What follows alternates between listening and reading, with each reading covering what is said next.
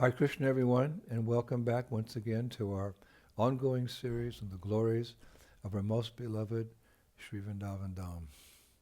Nama Om Vishnu Padaya Krishna Pishtaya Bhutale Shrimati Bhaktivedanta Swaminiti Namane Namaste Saraswati Deve Gauravani Pacharine Nirvishesha Shunyavadi Pastatya Deshatarane. All glories to Srila Prabhupada. So, we're continuing with our mini-series on Stimulation for Ecstatic Love, and this will be part 119. And herein we'll continue discussing Shrimati Radharani's lotus feet, in particular the anklets that decorate her lotus feet. This we do on the advice of the following acharyas. Srila Prabodhananda Saraswati in his Vrindavan Mahimamrita Sataka 8, text 65, he writes, "Let us meditate on the very wonderful, sweet, melodious tinkling of the ankle bells on Sri Radha's lotus feet in Vrindavan." And in his illustrious Radharasa Sudhanidhi, verse 16, he writes, "When will I behold how graceful Radha shyly gazes at her toes, and then at the full moon face of the king of Rasikas standing at a distance? And when will I hear her anklets tinkling as she unhesitatingly and eagerly runs to meet him?" And our Rupa Goswami, in his Stavamala, in the section entitled Utkalika Valari, verse 27, he writes, "O all-powerful Lord Krishna, when will your sweet and glorious flute music, which possesses the greatest opulence of the kingdom of all beautiful sounds, and which is accompanied by Shrimati Radharani's anklet tinkling, which eclipses the warbling of Brahma's swan, be joyfully worshipped by my two deaf ears." This is real poetry. Now, at this point, I would like to share one of my favorite anklet pastimes of Shrimati Radharani. Actually, I shared it maybe 3 or 4 years ago in another lecture, but it's so sweet and applicable at this time. And of course, we never tire of hearing nectarian topics of Radha and Krishna. That we know from Srimad Bhagavatam, first canto, first chapter, verse 19. Vayam tuna vitripyama uttama shloka vikurame yachtrinvatam rasagyanam svadu svadu pade pade. Quote, "We never tire of hearing the transcendental pastimes of the personality of Godhead, who is glorified by hymns and prayers. Those who enjoy association with him relish hearing his pastimes at every moment." And over again. Svadu, svadu, pade, pade. Now, the pastime that we'll share today is recounted in Raja Shekhar Das Brahmachari's famous Braj Mandal Parikrama book. It was one of the first Parikrama books to come out. All glories to that devotee. So, it begins. Once upon a time, on one fine spring day, in Vrindavan Dham, Radha and Krishna had made a plan to meet at Surabhikund. And to avoid attracting attention, the plan was that Krishna would come alone from the southern direction, and Sri Radha, with one maidservant, would come from the northern direction, and they would meet at Surabhikund, which of course is at Govardhan Hill. Now, according to the acharyas, Krishna arrived at the appointed time, but Radhika was not there. So he thought, never mind, ladies are sometimes late. But as the time went on, it turned out that Radha was very late, like really late. And at first Krishna was a little impatient, but as time went by, he became concerned for Radha's safety. For a rumor had reached him that King Kamsa had heard of Radharani's breathtaking beauty and had been making plans to kidnap her and take her to Mathura. So Krishna thought, I cannot wait any longer. I must look for Sri Radha. And so he set out in the northern direction. However, Shrimati Radharani was not late because of Kamsa or any other danger. Rather, she had taken a detour through the forest of Vilasvan, to collect some flowers for Krishna. And while doing so, she had lost one of her ankle bells. And after searching for it everywhere in Vilasvan, she said to one of her gopi friends, "Dear one, I am sure that I lost it somewhere here amongst these trees, but where I do not know." But where I do not know. Now, as we know, Radha's a princess, and she has many ankle bells at her home in Varshana, so she wouldn't ordinarily feel the loss of one. But she was particularly fond of this one ankle bell because Krishna had given it to her at a very special moment. It's described, it was a very delicate golden chain with studded jewels, and tiny golden bells were hanging from it. So she was determined to find her anklet.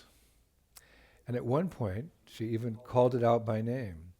"Ratna Gopura, Ratna Gopura, where are you?" But she heard no reply. Now in that connection, let us remember that everyone and everything in Sri Vrindavan Dham is fully conscious, fully conscious. So just at that moment, Krishna happened to be walking along the main road in that area, and as he passed Vilasavan, he heard a lady's voice coming from the forest. "Ratna Gopura, Ratna Gopura, Ratna, where are you?" So he thought, that's Shrimati Radharani's voice. And he turned and he ran into the forest where he found Shri Radha and her girlfriend intensely focused on searching the woods, their eyes fixed to the ground, trying to find that anklet. In fact, it's described that Radharani was so absorbed in her search that she didn't even notice Krishna until she came upon his two blue lotus feet. Her eyes are fixed in the ground. And then Krishna comes and then she comes across his two lotus feet. And at that point, she looked up and said happily, "Oh, Shyam, I'm so happy you've come." So Krishna said, "My dear Radha, what are you looking for?" So she answered, "I've lost one of my favorite ankle bells, and I'm determined to find it." So Krishna looked left, and then he looked right, and then he looked back at Radharani and said, "Dear one, it doesn't seem to be here. So let's go now to Surabhi Kund as we planned, and later we'll have another anklet made to replace the lost one." But Sri Radha replied, "Krishna, absolutely not. I will not leave my dear anklet alone in these woods." Again, everything's conscious in Vrindavan. "I will not leave my dear anklet alone in these woods." So Krishna tried again. "But Radha, let's just look for it at another time." But when Radharani frowned, Krishna surrendered and said, "Oh, okay, I'll help you find it." So he took Sri Radha's hand, and side by side they searched the entire forest floor. They looked under rocks, under bushes, around trees, even around the roots of trees, but with no success. They simply couldn't find it. So eventually, Radha let go of Krishna's hand and pointing said, "Krishna, you see there's a flower garden over by the lake? You go look there, and I'll continue looking here, together with my maidservant. We'll search one more time." So Krishna was getting impatient. He wanted to bring this, how could you say, this lost ankle bell episode to a conclusion. So he went to that flower garden. And while he was searching the flower garden by Vilas Kund, the lake, he came upon a beautiful desire vine. Desire vine means it's hanging from a tree that had different colored flowers, and it was extremely aromatic. So what he did is he cut off a piece of the vine and made it into a flower anklet with the beautiful flowers, the fragrant flowers. Then he called out, "My dear Radharani, look at this." And he ran over to where she was and tied it on her ankle, this beautiful flower anklet. Now, Shrimati Radharani looked down expecting to see her favorite anklet, but instead she saw it's described, a floral substitute. In this instance, a floral substitute. And she was completely unimpressed. So she actually chastised Krishna, as she sometimes does, saying, "Why don't you look for my precious jewelry instead of playing with flowers? Krishna, why don't you look for my precious jewelry instead of playing with flowers?" So Krishna went back to the lake and he thought, she's so absorbed in this anklet. And as such, the entire day is going to be lost. I have to think of a better plan. So he took his famous flute, Vamsi, from his belt, and with it he dug in the ground. And as he did so, he prayed. Krishna's praying. It's so cute. "My dear Mother Earth, please return my beloved's lost ankle bells at once, please." And amazingly, as Krishna said this, the hole that he had dug with his flute suddenly became filled with ankle bell bracelets. Some of which were identical with the one that Radharani had lost, and there were so many varieties, just literally thousands. And actually, some of these ankle bells were even more beautiful than the one that he was looking for, and it's described more opulent. So Krishna called out, "Radhe, Radhe, look, look, come over here, see what I found." So Radharani and her gopi companion, they rushed over to where Krishna was kneeling. And when they looked at the ground, the hole in the ground, their mouths dropped open. One acharya describes the scene as follows. It's so beautiful. As a greedy king would revel in his treasure chest of royal jewels, Krishna was running his fingers through heaps of ankle bells in the ground, each one more dazzling and ornate than the one before. And Radharani, it's described, she was speechless. And so Krishna, not willing to take any risks, picked one out that perfectly matched Radha's lost ankle bell or bracelet as you have it. Then he said loudly, "Here it is, here it is." So Radha, she took the ankle bell, ankle bracelet from Krishna's hand as she asked, "Where did all the other ones come from?" So Krishna smiled and he said, "My dear Radha, by the constant touch of your lotus foot, your lost anklet became a chintamani gem that transformed the earth it touched into many millions of ankle bells." Then he said in a joking way, "Dearest, if you don't put it on at once, then the whole of Vrindavan will be paved with ankle bells. Hurry up, put it on."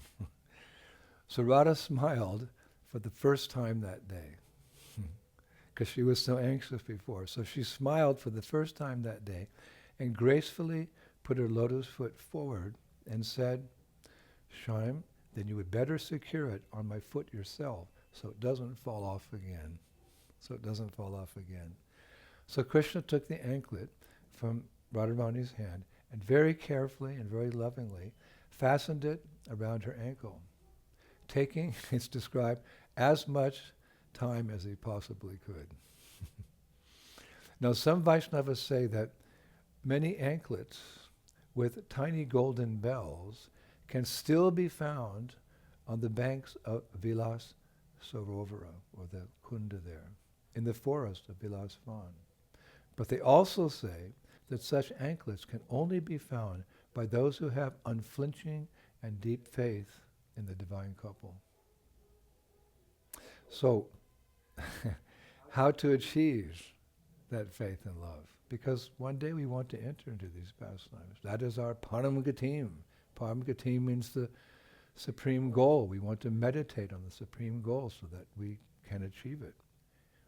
Purify our hearts, awaken our love so we can enter one day these pastimes. And we can, by Srila Prabhupada and Lord Chaitanya's mercy. So how to achieve that faith and love? So the sadhus say, it's so beautiful. The formula is there.